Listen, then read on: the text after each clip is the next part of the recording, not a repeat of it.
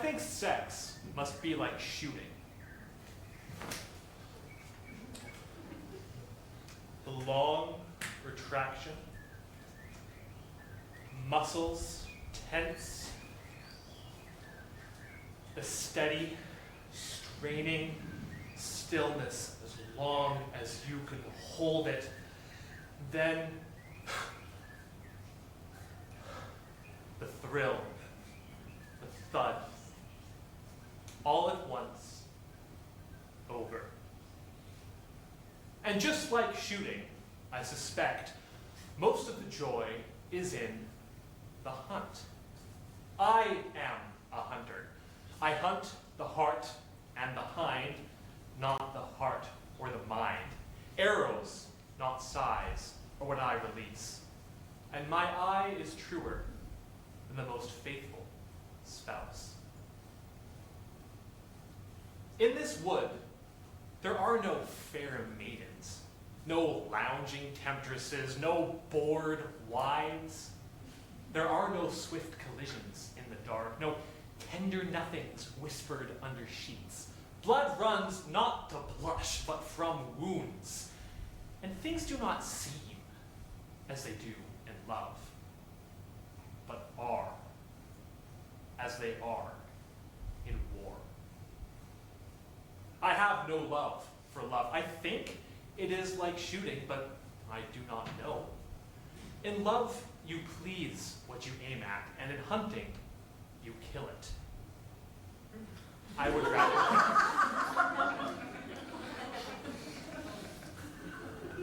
I've been on the trail of a strange beast for 5 weeks. The beast has antlers like a stag, but I can smell the estrus on its spoor. Neither doe nor deer it is, and I have hunted it for 5 weeks. 5 weeks without feather bed, without warm water, without clean clothes. I have followed that beast through the woods for 5 weeks. I have smelled its musk, tasted its scat. I have lived like that beast, its lover in the wood. And now I will kill it.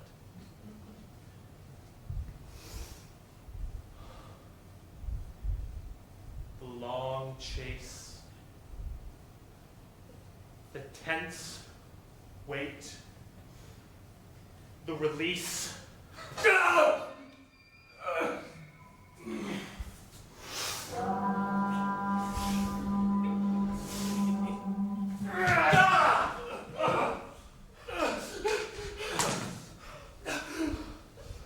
Alas, I am mortally wounded.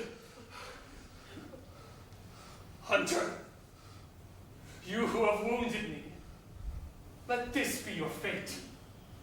May you never find a cure, nor may any herb, doctor, or potion heal the wound that you have in your thigh, until you have felt more pain and anguish in love than I face in my death throes. When you have felt all the misery that love can offer, so much so that those who are in love, those who have felt love, and those who are yet to experience it will marvel at your fate. Find me in these woods. Then will I heal you.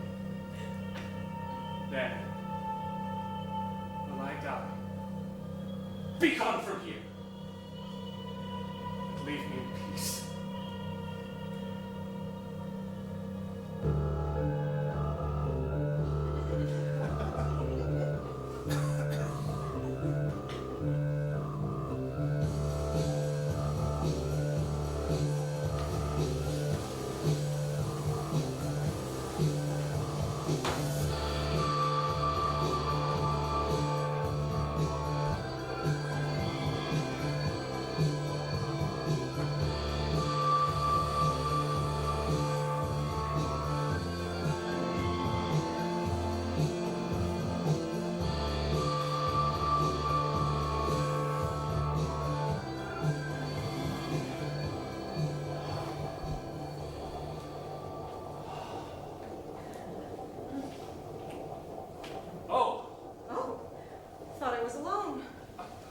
I. I'm sorry if I... No, I'm fine.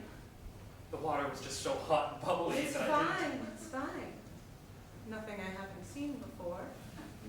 What are you in here for? Hunting wound. Never healed properly. You? Husband wants a baby. Thinks the waters might help.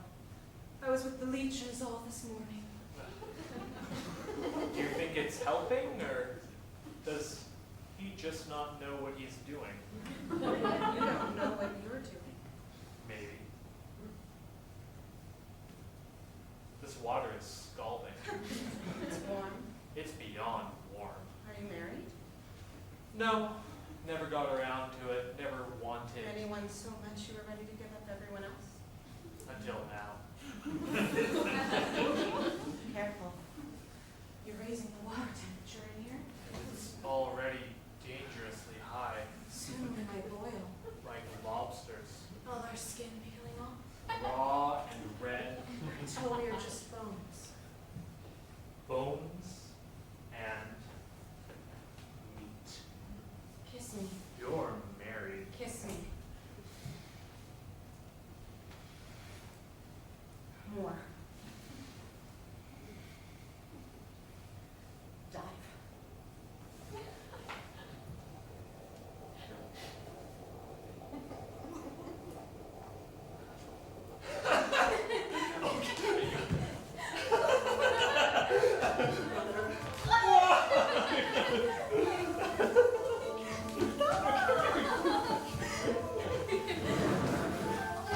No! You're ridiculous!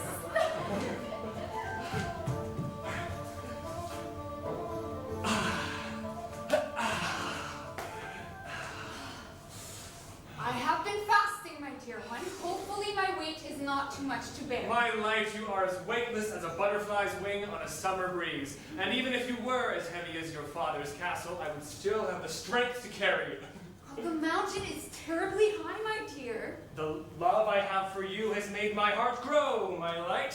I am certain I can climb to the top. Maybe, but my dear one, I have another gift for you.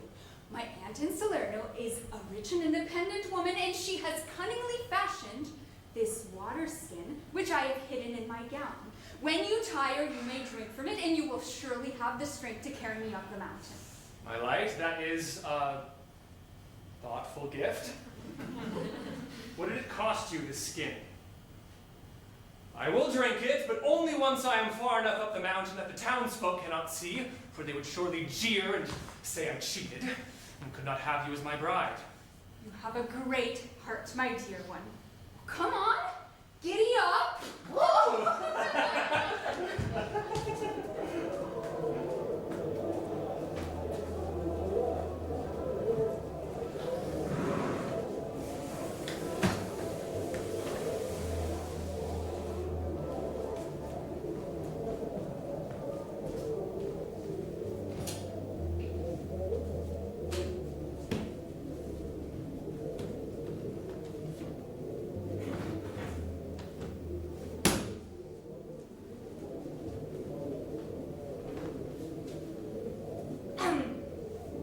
Who are you? You can call me Ashley. Ash. Ash, that's... Are you a guest from the wedding? I don't think Oh, no. I was just getting the bed ready for Gordon and Hazel. such a beautiful bride. Your daughter? Yes.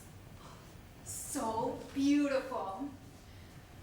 Anyway, Gordon is pretty particular about what goes on in bed, so I thought I'd get it just how he likes it. Corners turned down, toys in the right spot. He is such a groomzilla. How Do I know? Well, I usually sleep here. Oh. Yeah. But like, no hard feelings. Sure, Harriet is... Hazel. Hazel, right.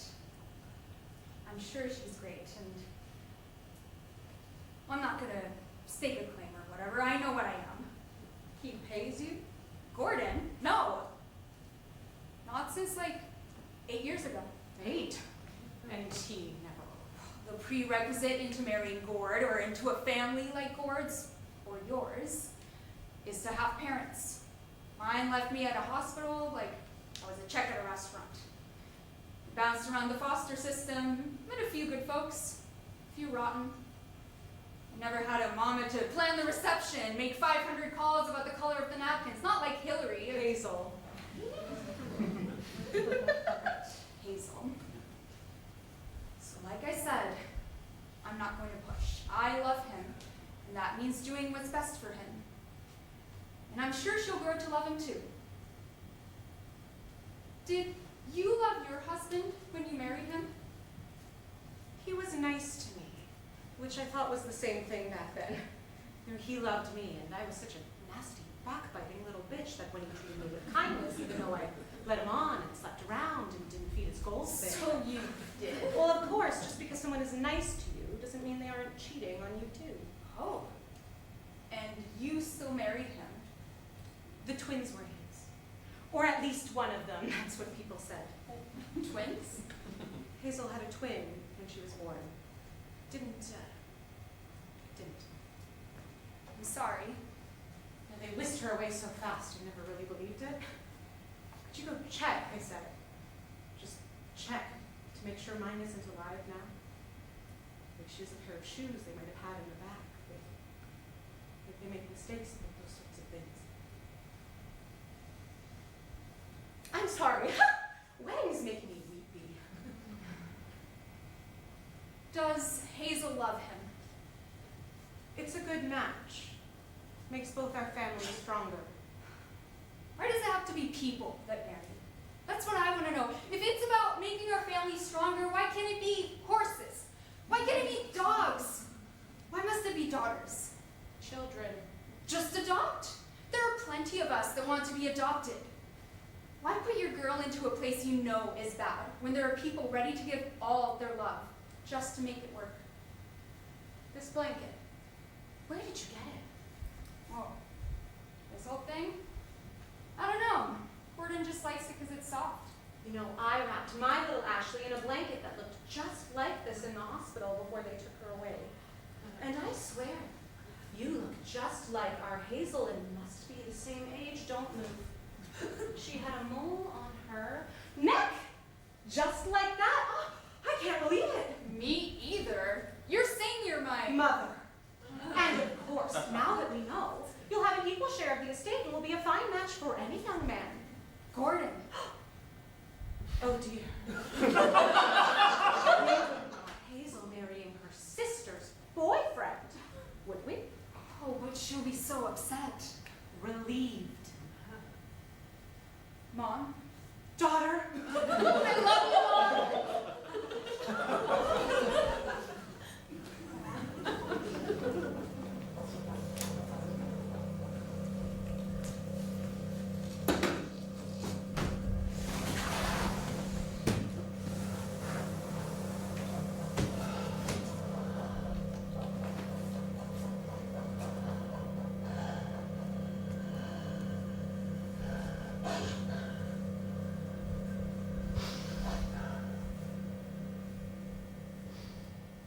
There's something in the woods.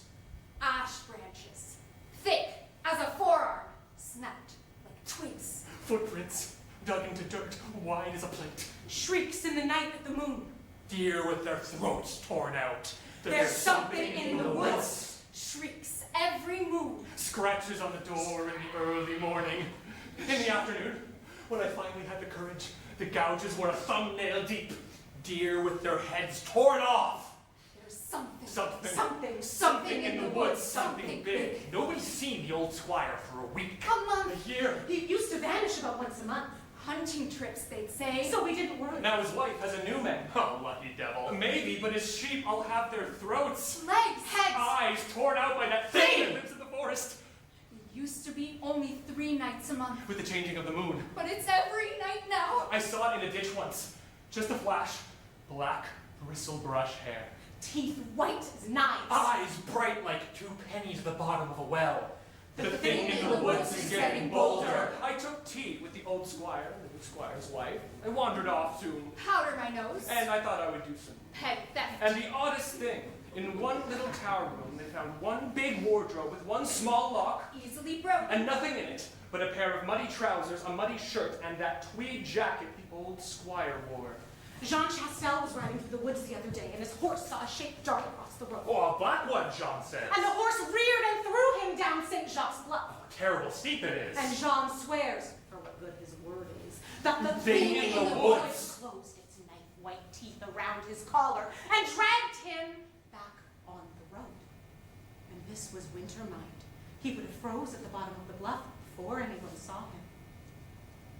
We're getting used to the thing in the woods. It bit off the squire's wife's nose, they say. Well, maybe she just has the pox. All her children have the same horrible mangled nose, they say. Maybe they all have the pox. Well, and as for the thing, it whelped children too. Long-legged, bristle-black, tongues red and fat, and salmon eyes and teeth white, and sharp knuckles on your door instead of claws, keening voices that sing to the moon. There are things in the woods.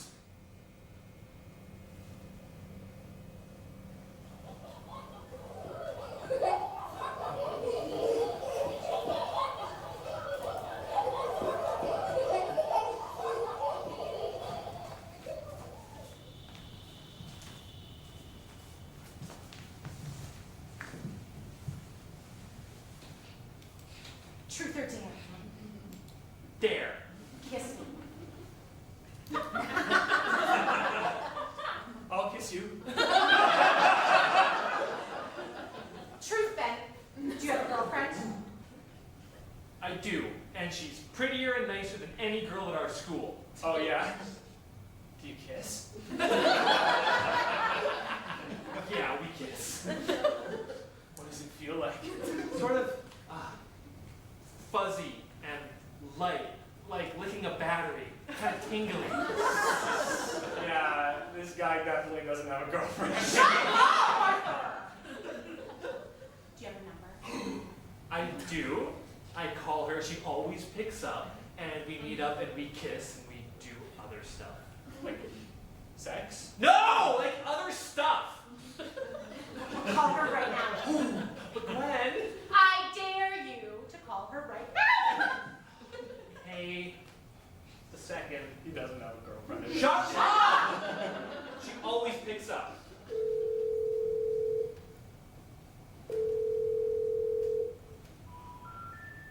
We're sorry, your call cannot be Bullshit! That's what I said. Lying is really not cool, Val. But I wasn't.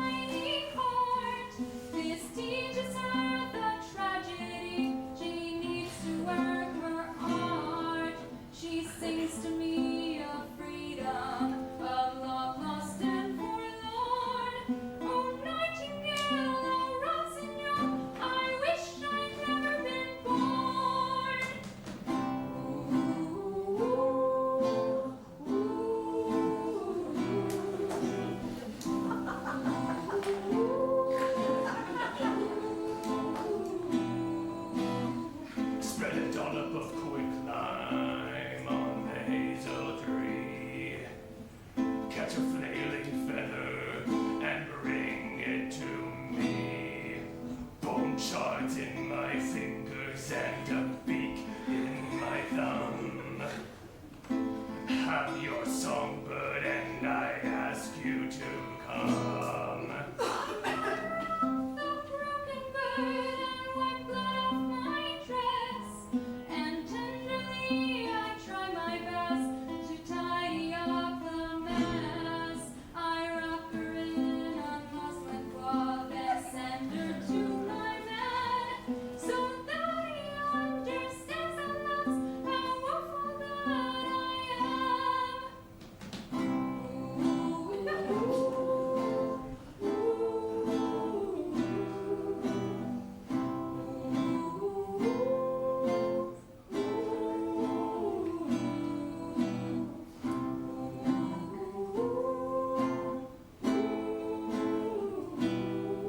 So that he understands at last how woeful that I am.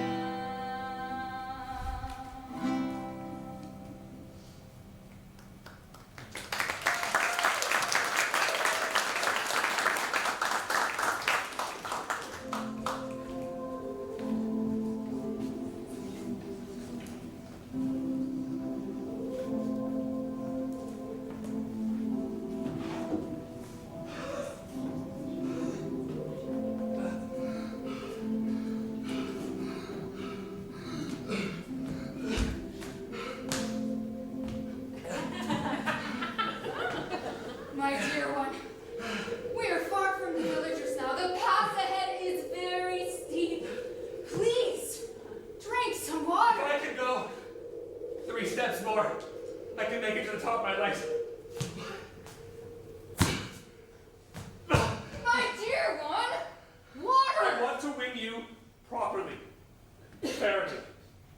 If I cannot bring you up this mountain, I would know our love is a sham and I could never look you in the face. Oh, the mountain means nothing to me. You mean everything. I would rather have you and no mountain than 1,000 men that could climb the mountain for me. You would not respect me. I would respect you more. This is ridiculous. Set me down and we will walk the rest of the way together. Please, please, my light. I'm carrying you for you, but I'm also doing it for me. My self-respect. My honor. Promise me that you will drink the water if it feels too much. I promise. Good. Let's keep going.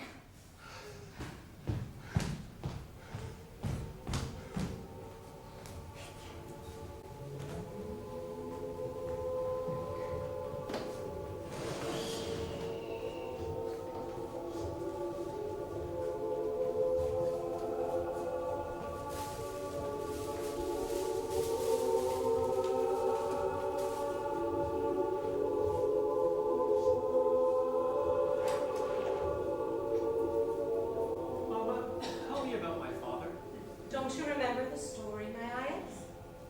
Then I will tell it again. 5 years ago, your mother was the most beautiful lady in the land, and her father married her to Papa. You mean Papa isn't my father? No, eyes. Papa wanted a baby with Mama, but couldn't make one because of a wound he got in his thigh many years ago. Papa thought that since he was wounded, Mama would give her love to somebody else. So he locked Mama in a tall tower where no one could get to her. Mama was very sad, very lonely. One day when she was looking out her window, she said, "In the stories I have read, knights used to come and rescue maidens from towers like this. God, grant my wish that this could happen to me." And all of a sudden, a strong wind blew all about Mama and was still. Then she saw a shadow flit across her window. It seemed very large. But she soon saw it was a hawk of 5 or 6 moltings with jesses about his talons. It spoke to Mama, and it said, Be not afraid. The hawk is a noble bird. Though my secrets are a mystery to you, be assured that you are safe. The reason I have come here is this. I have seen you from my country and desired you greatly, but could not come to you until you wished for me.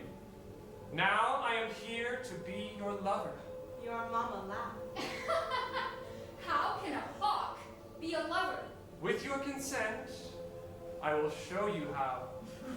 And it was all feathers and a fast-beating heart and bliss. I will come whenever you call, but be careful to use moderation so we're not discovered. If that occurs, I will have no way to prevent my own death. Now your mama was truly happy, and she and her hawk lover delighted in each other in those swooping, diving days of early love. Papa realized Mama was no longer crying and begging to leave her talon. She had pinpricks on her thighs from the hawk's talons, and her lip was torn with his beak. So Papa spied on her, and one day he saw the hawk fly to your mama at the window and land upon her heart.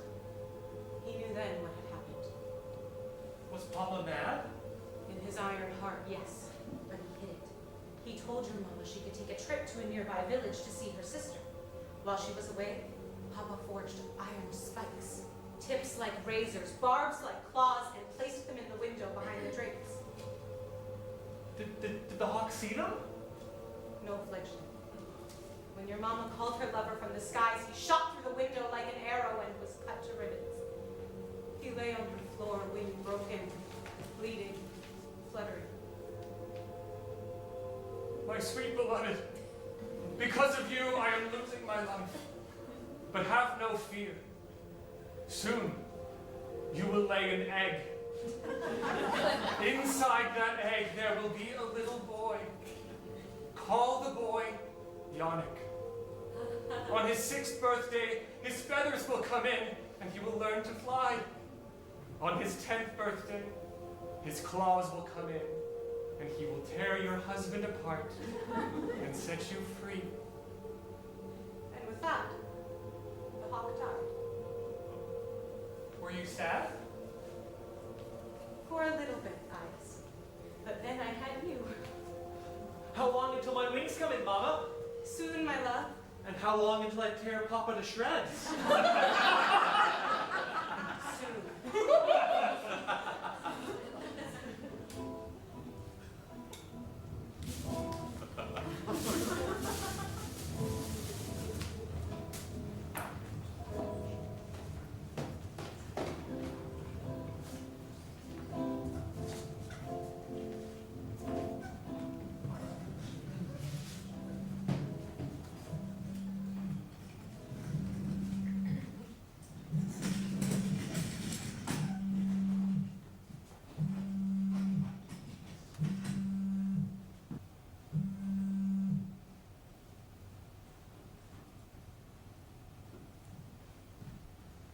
Hello? You told! Well, I had to. They said I was aromatic? You called me with other children around. Well, I had to. They didn't believe in you. They don't have to. Only you have to. Can you just say hi to them? Please. It's too early. Please. I love you more than the whole world. I love you more than the reach of light.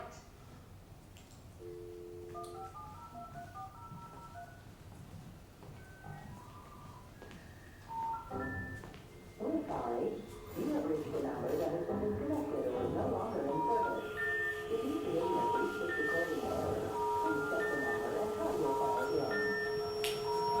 reached a number that has been disconnected or is no longer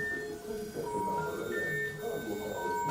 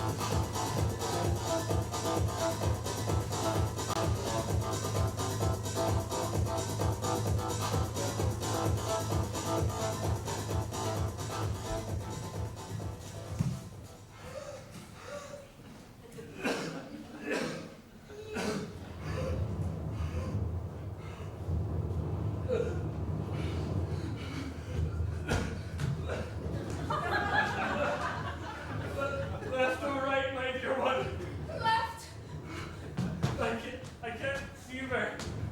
Left or right? Right! Good. You see the summit? It's only a few steps away, my dear. In my heart, in all the world's heart, I know you have made the journey. Please, please drink. Your sweat is red. You are blind. You cannot think poorly of yourself for acting to save your own life. Fine. Give me the water.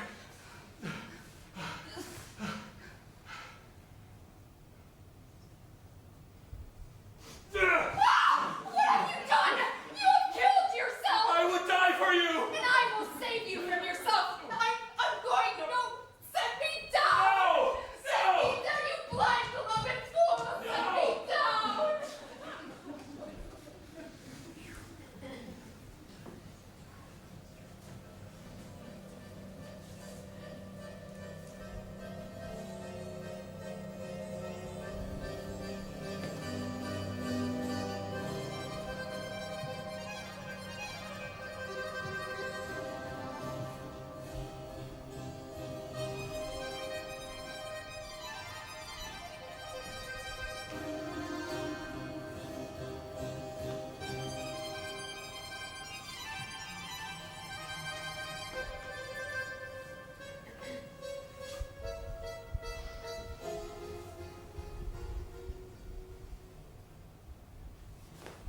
In 1765, Louis heard that a strange beast was terrorizing the Gévaudan region and doing great damage to the countryside.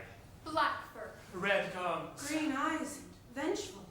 with his loyal arquebusier and a score of coursers, the king set out for the countryside. They say it took weeks to bring the beast to ground. They say it took a month. They say that on the banks of a frozen river, as the sun died in the midwinter sky, The thing in the woods stood finally at bay. Drooling, Scarred. Bristle blackened with red stripe over his long back. They say the beast approached the king cautiously and kissed his majesty's foot. Licked it? Kissed it, they say, and his majesty's leg, and bowed. In 1766, Louis brought an unknown wolf dog of strange origin with him to court. There's something about his majesty's new pet. The way the king strokes its fur. The way he stares into its green eyes. The way it sleeps in his bed while the queen stays in her winter palace. They say that the king's arquebusier accompanies him no longer on the hunt. that it is that wolf he takes to the wilderness. That the king returns with scratches on his thighs, his back. In 1767, Louis ejected an unpopular landowner from his manor in Gévaudan and turned that manor into a hunting chalet. My sister works as a cleaner in the king's new place, and she says that in one little tower room they found one big wardrobe with one small lock, Easily broken. and nothing in it but a pair of muddy trousers, a muddy shirt, and that tweed jacket the old squire wore. And when he saw them, the dog started snarling and barking and nosing at the clothes. So the king took the clothes into his bedroom and laid them on his bed and let the beast go inside. And as God is my witness, when they opened the door, there was the old squire sleeping on the king's own bed, scarred and bruised and beautiful. No! I swear it. And the king rushed in. Nobody could stop him. And he hugged the man and kissed him. Must have been 100 times over. Kissed him? Licked him, he said. And when the king caught his breath, then...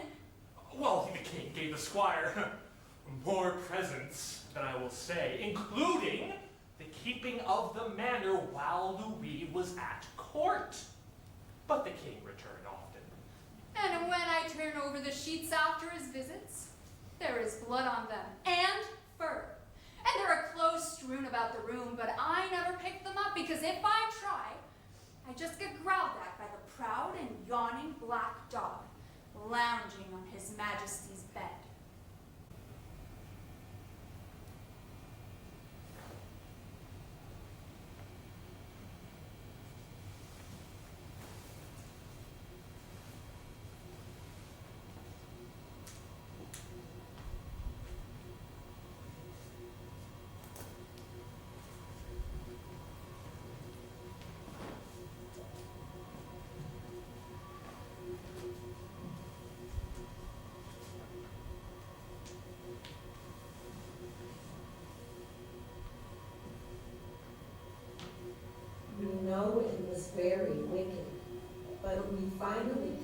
his mother to let us have a Milun. Vanity is a sin. She told us. Self-love brings us further from the love of God. But we replied, But know ye not, mother, that the body is the temple of the Holy Ghost, and that we should glorify God in our body? And how can I do that if I cannot simply braid my hair or clean my face? Even the deceiver can quote scripture. She said. But then one morning, the mirror appeared in our cell. Mother must have brought it in while we were dreaming. It looked like a little slice of sky, and when the setting sun slipped his fingers through our high-barred window, it screamed with light. We could use it to look out into the garden and see more than we were used to. A hazel tree, a hawk eating a mouse, a stag, or was it a doe? But mostly, we looked through the mirror at each other. We laughed. We pulled elastic faces. We braided and unbraided our greasy hair. And we danced.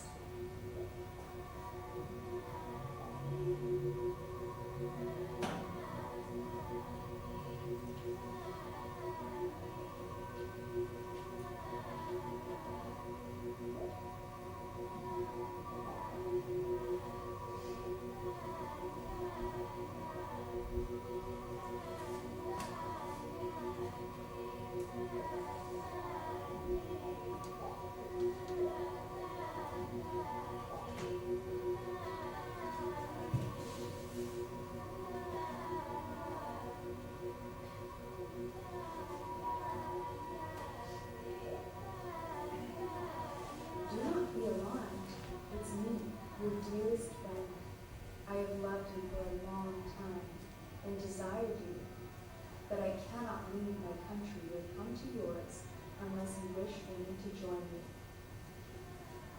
I wish it.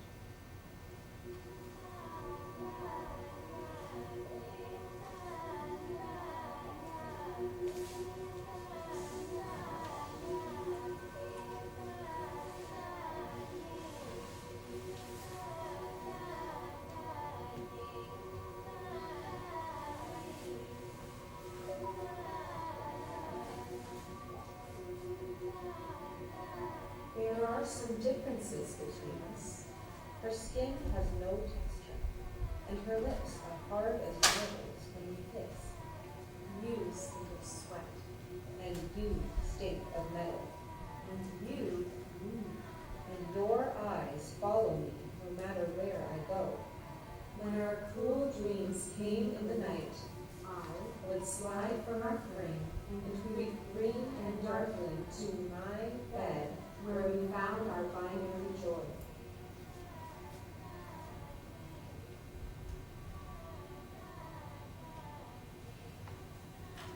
Is this a sin?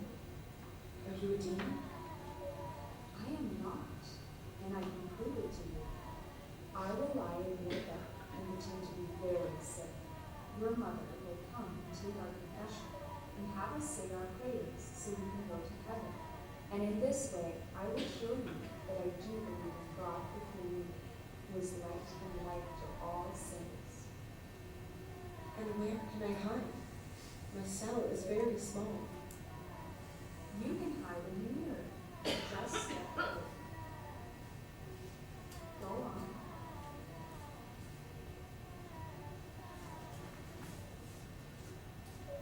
Our Father, who art in heaven, it's cold here. There's no wind. The light bends oddly around my body. When when she speaks, I mouth along to the words, but there is no sound. On earth as it is in heaven, and I have no will to move my smooth and nerveless limbs. Lead us not into temptation, but deliver us from evil. And Mother, oh Mother, the worst of it is, when she turns the corner, it all goes. For thine is the kingdom, and the power and the glory, forever and ever. Amen.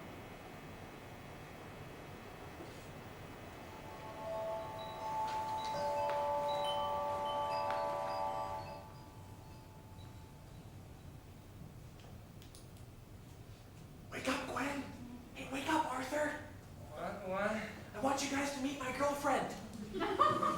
Holy. Is that her? Who is that really? Megan? Is that you? What's that thing on her face? Take that thing off your head. It is not time for me to unveil myself. Please. Take it off, Megan, or whoever you are. Oh shit. She's doing it.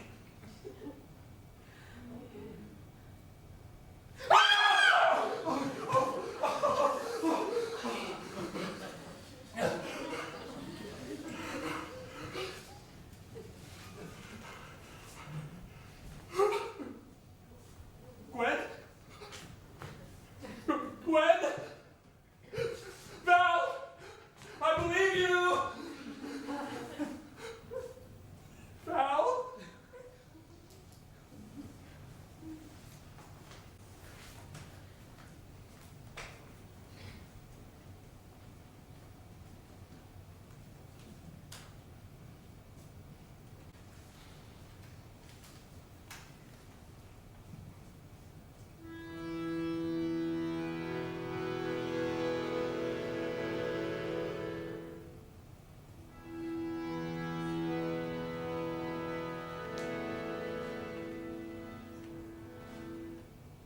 Once upon a time, at the edge of a great wood, lived a lady named Yonec. She lived in a castle there with her husband, a knight, very handsome and strong in arms. Once, her husband returned after a long and hard-fought campaign, and Yonec noticed something strange about his behavior. Every night, instead of coming to my bed, my husband ventures into the dark wood. In the morning, he returns but will not meet my eye. Perhaps he has picked up a lover and is keeping her there. I shall follow him tomorrow night and see where he goes. And so the lady did. Brambles caught on her ermine mantle and tore her veil. Burrs and bones pressed through her squirrel fur shoes. To be truthful, she was not quiet. But her husband was lost in the dark rooms of his own mind and did not notice her. Deep into the night, well past the witching hour, Yonec moved through the dark wood.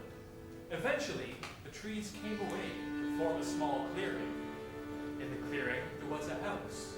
Its roof sagged in, and its walls leaned on each other like dying men. No light or sound came from the windows. Yonec saw her husband go inside. I will hide here and wait for him to leave. Then I will enter the house and see what he is doing. I will not want to accuse him without any witnesses. Yonec sat through the night. She slipped in and out of sleep, dreaming of wolves and monsters. No light or sound came from the house until the dawn broke. Then her husband emerged and returned through the forest. In the thin light, the house looked even less inviting. Red flowers grew on its roof, looking for all the world like blood. Now, Yonec, you are the daughter of Breton kings, and no house will scare you. In you go, and if this is to be your death, so be it. Inside the house, there was a bed. On the bed was a rich blanket, edged in gold. Under the blanket was a girl, thin and pale and nude and dead. The sheets beside the girl were rumpled, where her husband had been sleeping. Yonec reached down and touched the girl's blue toes. They were cold to the touch. How did this poor girl come to be here? And how did my husband come to visit her each night? At that moment, two she-weasels entered through the open window and began making a nest in the girl's dark hair.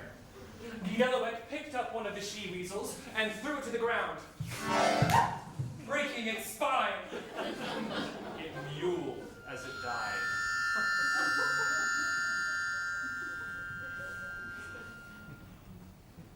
I'm sorry, Weasel. I killed you for my husband's crime.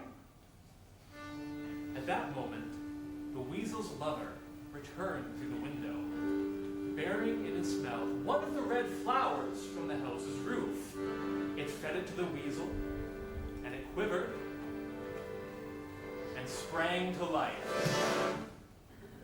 Guigemar plucked a flower for herself.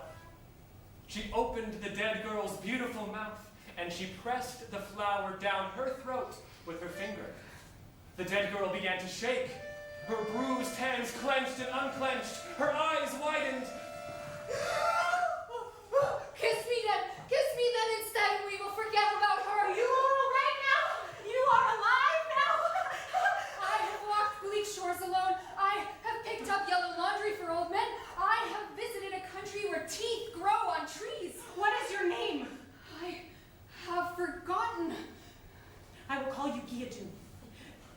We have been misused by the same man. We will wait for him together, and when he returns, we will have our revenge. You have a beautiful face. You will hide yourself beneath this bed, and I will take off my gown and lie upon it. When my husband comes to make love to you, I will take his life with my dagger. And then we will live together here in the woods, where none will find us, and the love between us will be as chains.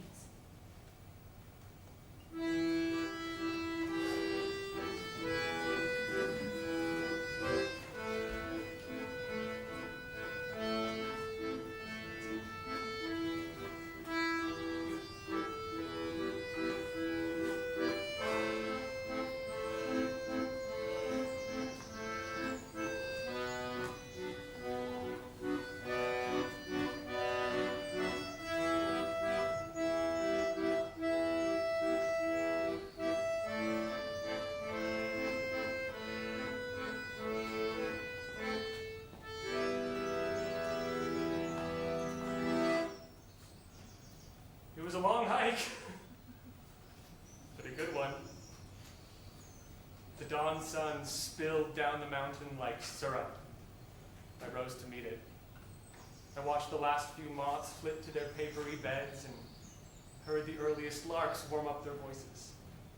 Flowers opened their tight scrunched eyes at me as I climbed. Rock rose and primrose, dog violet and herb Robert.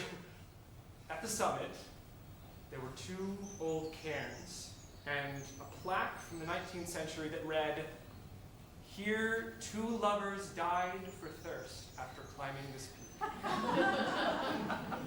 Some say they were Tristram and Isolde of old, and for this reason, this mountain is called Deus Amans, the 2 lovers. From one cairn, pushing up from the rock, there was a dwarf hazel stunted by the wind, and from the other grew a vine of honeysuckle which reached over and twined itself around the hazel. I ate a fresh hazelnut and smelled a flower and called you. It's just, imagine the lovers in those cairns rotting into soil over centuries, and 2 seeds blow on the wind and they catch in the rocks. The seeds send roots down and they find the place where the heart was and grow. And something of their love remained in the rot that they became, so that it stretched out, searching until it found some way, some slant kind of way to hold its beloved in a honeysuckle hand. And it struck me then that death is so weak, so nothing, just a stoppage of atoms, and that love is wilier than death, that it can outsmart it or transform to escape it. And I looked over the crest of the mountain, over the dappled land below, and I saw so clearly that every house had 2 people in it that loved each other, that every bird singing in a bush was calling for a mate, that every tree was wrapped in loving ivy, and that every mountain is made in the embrace of 2 great stony plates. Everything that is has love in it, my dear. And there is nothing bigger or greater than being a part of that love, than joining in chorus with the crickets and swans and deer and nightingales and fossils and rocks and honeysuckle and hazel, and loving with as big a heart as you can. And anyway, what I'm trying to say is, will you marry me?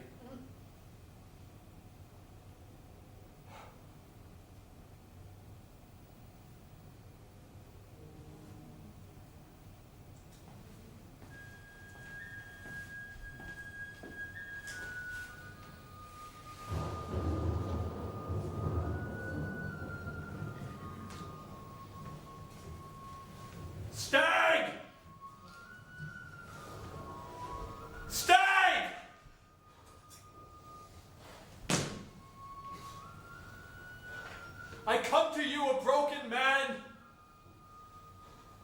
Heal me, stag. Take my part. I have loved so many souls. Loved them with mind, with heart, and with body. Oh, with body. It is not like hunting at all. I have had 100 lovers. I have spurred them, and they me. I've swum for love and carried it, changed for love and buried it. I've sang for love and danced and torn out throats and died and been reborn with a glance as a flower, as a hawk, as a hind, as a weasel, as a wolf, as a tree. I have drunk love's ocean dry.